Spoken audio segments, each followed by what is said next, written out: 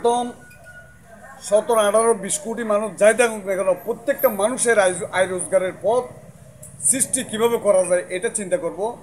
মিল industry করব, নতুন নতুন কলকারখানা আবিষ্কার করব।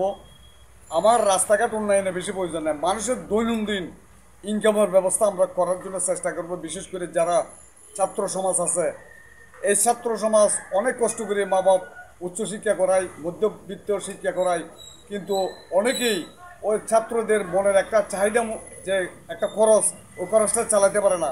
আমি যদি কোনোদিন রাষ্ট্রীয় ক্ষমতা যাই, প্রত্যেকটা ছাত্র ছাত্রীদের একটা ইনকামের ব্যবস্থা করব, যেভাবে হোক ওই খরচটা যাতে মিট করে ছেলেমেয়েরা আনন্দের সাথে লেখাপড়া করতে পারে।